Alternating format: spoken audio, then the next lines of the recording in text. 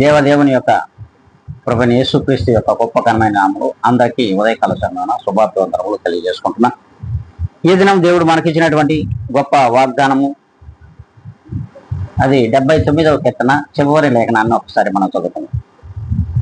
సదాకాలము నీకు కృతజ్ఞతాస్తుతులు చెల్లించడము, తరతరముల వరకు నీ కీర్తిని ప్రచురపరచడము.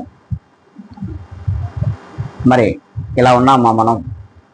ప్రియమైన విశ్వాసులారా, ప్రభువులు వారు మనతోనే మాట్లాడుతున్నారు. సదాకాలము ప్రభువైన యేసు క్రీస్తుకి యొక్క కీర్తిని మనము ప్రచురపరచగలిగినట్లయితే,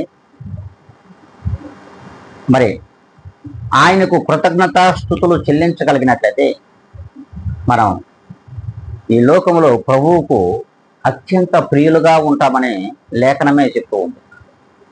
అందుకే నీవు సదాకాలము ఆయనకు కృతజ్ఞత స్తుతి స్తోత్రములు చెల్లించుకునే వారిగాను, ఆయన ఘనకీర్తిని మనం ఈ లోకంలో ప్రకటించే వారిగాను ఉంటే, ప్రచురపరిచే వారిగా మనం ఉంటే, ప్రభువులు వారు మన యొక్క మరి స్థితిని గతిని మార్చి ఆయన యొక్క మహిమను మన మీద చూపిస్తాను అని అంటున్నాడు. ఆయన కృపను నిరంతరము మనతో ఉంచుతాడంట. అంతేకాకుండా ఆయన సన్నిధిని మనకు తోడుగా ఉంచి నిరంతరము మనము ఆయనలో ఘనంగా జీవించడానికి ఆయన మనల్ని ఏర్పాటు చేసుకున్నాడనే విషయాన్ని ప్రతి విశ్వాసి కూడా మర్చిపోకూడదంట.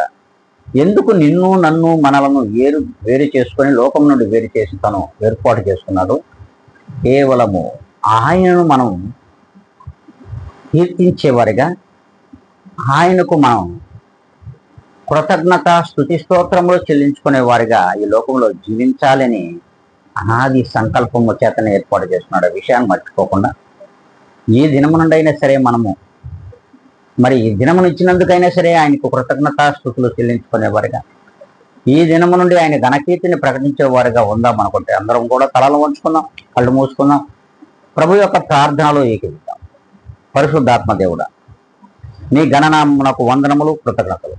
ప్రభా, ఈ ఉదయకాల సమయంలో నిలిచిన ఈ వాగ్దానం చేత మమ్మల్ని అందరినీ కూడా నీవు విడువక ఎడబాయక నడిపించమని బ్రతిమలాడుకుంటూ నిరంతరము మీ సన్నిధిని మాకందరికీ తోడుగా ఉంచమని క్రీస్తు యేసు నామములో అడిగి వేడుకొని ప్రార్థిస్తున్నాను మా ప్రియ గొప్ప పరలోక తండ్రి. ఆమేన్.